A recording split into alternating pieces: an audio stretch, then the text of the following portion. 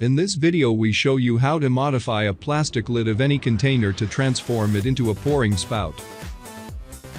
First we light the candle with the lighter. Then we secure the plastic lid with the clamp to avoid burning. And heat the lid with the flame to about 5 centimeters high. Always making circular movements so that it does not burn. After a few seconds we can remove from the flame and push from the inside out with the nail to create the pouring spout.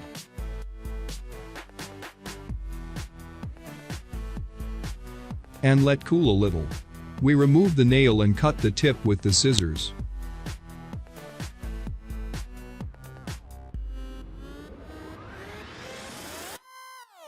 Thus we will have modified the plastic cap to create a pouring spout for a bottle.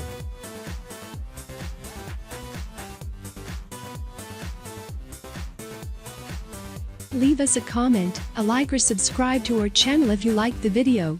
Thank you for your visit.